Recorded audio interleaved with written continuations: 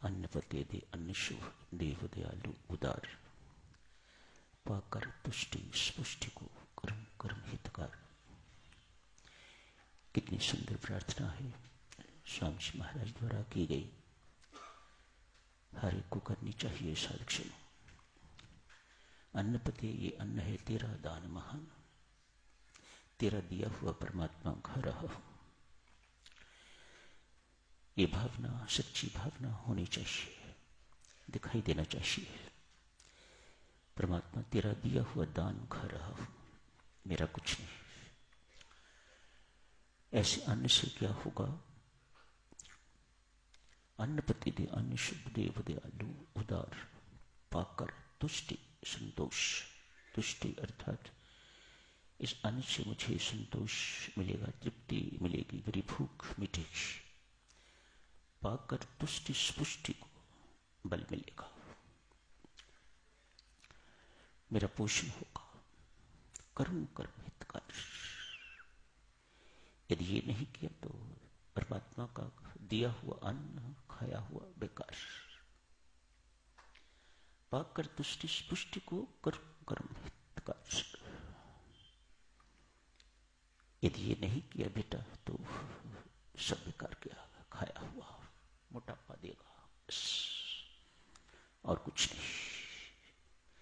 इस अन्न को हमने सार्थक नहीं बनाया। यदि कोई कर्म ऐसा नहीं किया जो जिससे दूसरों का भला हो, तो खाया हुआ बेकार। यूं कही परमात्मा का दिया हुआ हमने बेकार कर दिया। कल की चर्चा को चलो आगे जारी रखते हैं। डॉक्टर दुर्जन सिंह उस बालक की खोज में निकल पड़ा है जिसकी मां बड़े सुंदर कपड़े पहनवाती है, लाखों के गहने पहनाती है, श्रृंगार करती है, जिसके हाथ में बांसुरी है, मुरली है, गले में पीताम्बर डाला हुआ है, मयूर मुकुटी है, गाय चराता है यमुना के किनारे।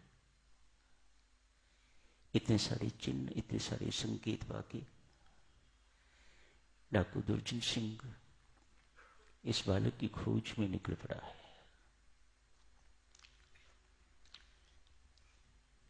एक साधक अपनी लंबी यात्रा तय करने के लिए निकल पड़ा है। लक्ष्य बहुत स्पष्ट है, उस बालक को पाना है, उससे प्यार करना है या उससे सब कुछ छीनना है, ये बात की है। पर अभी तो उसे मिलना है, पाना है, खोजना है उसे।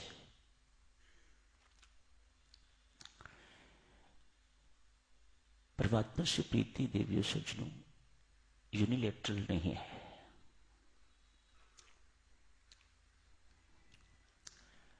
भक्त की भावना बहुत ऊंची। O Lord, you remembered me first.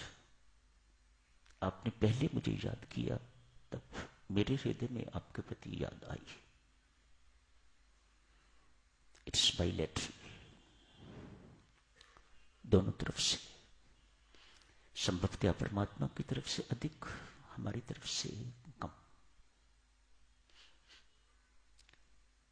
इधर तार बज रही है तो उधर तार भेजी जा रही है, तब इधर बज रही है। यही सच्ची बात है। उधर तार बजे बिना इधर बजती नहीं। उधर परमात्मा के हृदय में प्रीति आए बिना आपके हृदय में प्रीति जागृत नहीं हो सकती और नहीं बढ़ सकती है।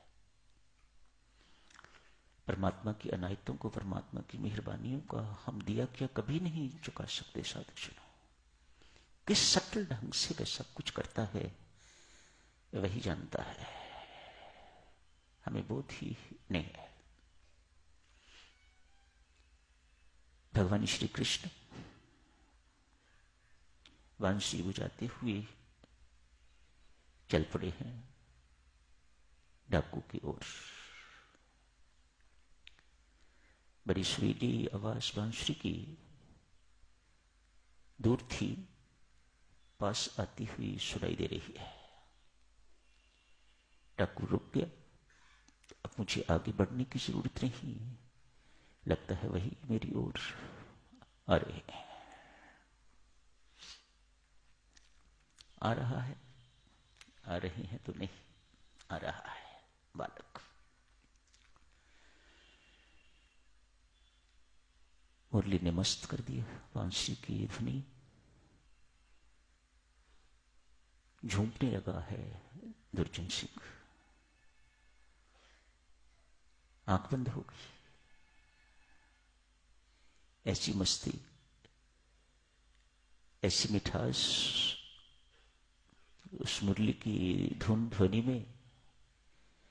एक डाकू मस्त हो गया है, आंख बंद करके तो झूम रहा है। आंख खुली तो क्या देखता है, प्रकाश पुंज में एक नन्हा बालक खड़ा है, जैसा पंडित ने कहा था। देख के उस बालक की छवि को तो डाकू मुग्ध हो गया है, लेकिन अंदर कोई भक्ति की भावना तो नहीं है, कोई प्रीति की भावना तो नहीं है। हाथ में लंबी एक स्टिक पकड़ी हुई है, ऐसे करके उसे मारा। इसे देख रहे हो? डाकू ने कहा, मनमोहक मुस्कान से कहा, हाँ देख रहा हूं। अपने सारे के सारे गहने मुझे दे दो। ना दूं तो? भगवान पूछते हैं।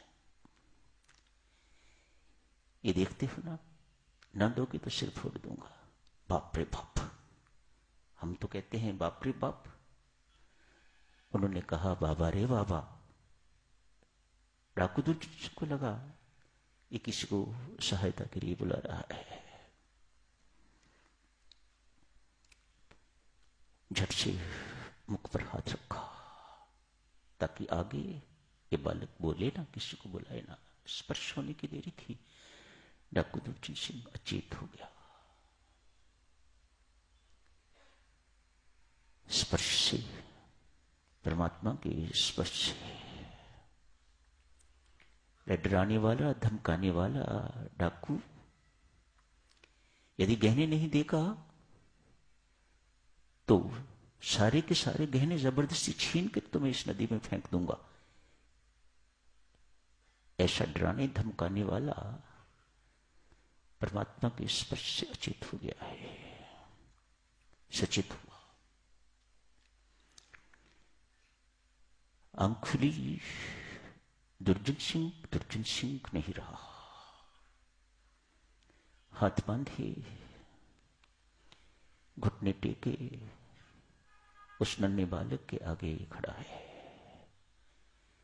जैसे कभी आपने अर्जुन को देखा हो, उपदेश सुनते वक्त हाथ जोड़े हुए इस प्रकार कांपता हुआ सब कुछ सुन रहा है विराट स्वरूप देख के भगवान का।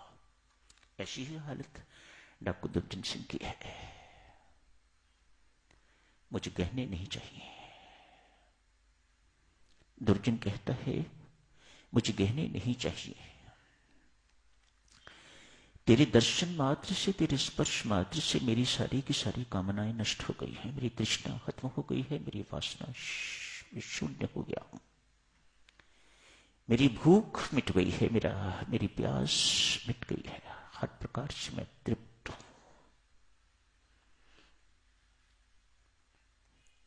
आज से मैं यहीं रहूंगा, मैं वापस नहीं लौटूंगा।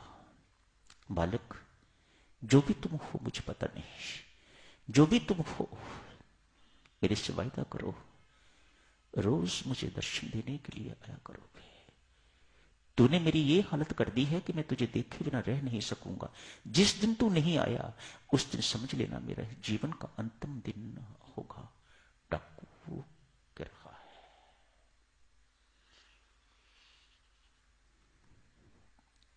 सोचिए, ये सब कुछ सुन के तो भगवान के हृदय में कितनी प्रीति उसके प्रति उमड़ रही थी,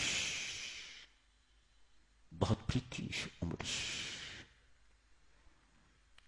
कहा, तुम मेरे गहने तो नहीं छीनोगे? नहीं। 100 बार कान को हाथ लगाता हूं, नहीं। मुझे पीटोगे तो नहीं, मारोगे तो नहीं? नहीं ना। कहा ना, मैं कुछ नहीं करूंगा, रोज आके दर्शन दे जाया करो, वायदा करो तो मैं यहां से ही लूं। भगवान श्री वायदा करते हैं, दुर्जन आऊंगा, रोज दर्शन दिया करूंगा, अब गहने ले लो। भगवान श्री कहते हैं, अब गहने ले लो। नहीं, नहीं चाहिए। अरे कहना मानो ना, ले लो गहने।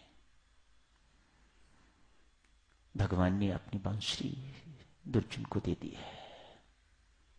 चूड़ामणि, गले की माला, सब सोने की, सब उतार के उसे दे दी है, ले जाओ। चल पड़ा है, जाके पंडित को, कथावाचक को सारा हाल सुनाया है।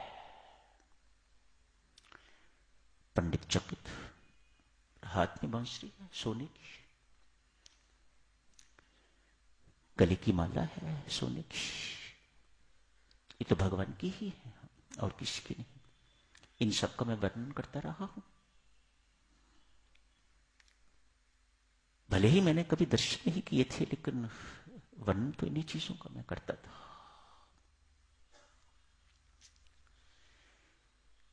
पंडित कहते हैं, क्या मुझे दर्शन करवा सकते हो? कल ही चलो, मुझे कल जाना है। आज भक्त दुर्जन सिंह पंडित को साथ लेके तो जंगल में चला गया। भक्त को बांसुरी सुनाई दे रही है, भगवान के दर्शन हो रहे हैं, पंडित को नहीं।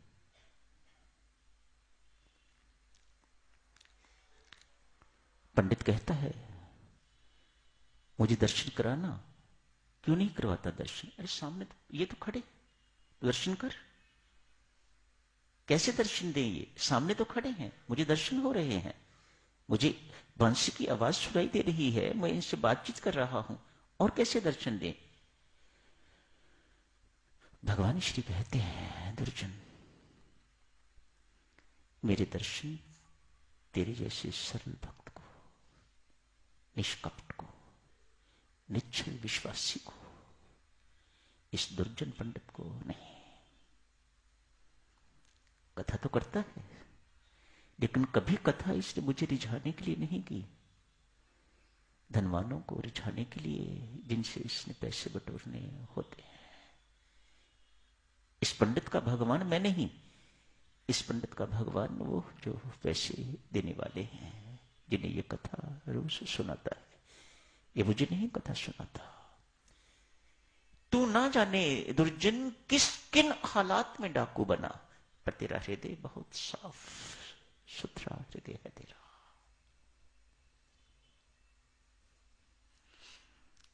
निश्चल है तू, निष्कपट है तू,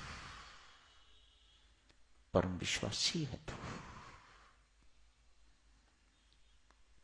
भक्त दुर्जन जगन्नाथ गोस्वामी बन गया है।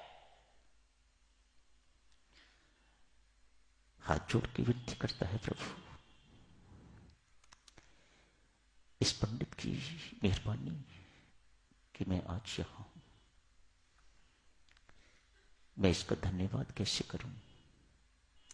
मेहरबानी करके इसे एक बार अपनी झलक दिखा दो। ठीक है भक्त, तू जिद करता है तो एक हाथ से मुझे पकड़, एक हाथ से उसे पकड़, तब भी मेरी झांकी, मेरी झलक देख सकेगा। भगवान समझाते हैं,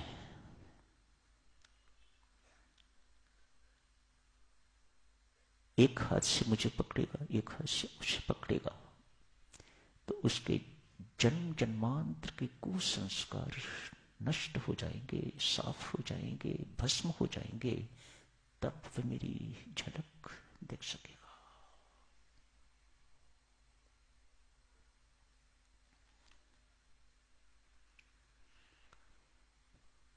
कितना पहाड़ जैसा काम है साधक जनों, माउंटेनियस टास्क बिफोर अस। इसके जन्म जन्मांतर के पाप मेरे स्पर्श से, एक तरफ मेरा स्पर्श, दूसरी तरफ तेरा स्पर्श, मानो मेरे स्पर्श का करंट उधर पहुंचेगा तो मैं उससे स्वयं हाथ नहीं लगाना चाहता, तेरे माध्यम से। तू भक्त है, तू फरियाद कर रहा है, तेरी फरियाद को मैं ठुकरा नहीं सकता, अतएव मेरे स्पर्श का करंट उसके भीतर जाएगा तो उसके जन्म जन्मांतर के पाप नष्ट भ्रष्ट होंगे, तो वह मेरी झलक पा सकेगा। ऐसा ही हुआ है भक्तजनों। उस ब्राह्मण को परमात्मा की झलक दिखाई थी।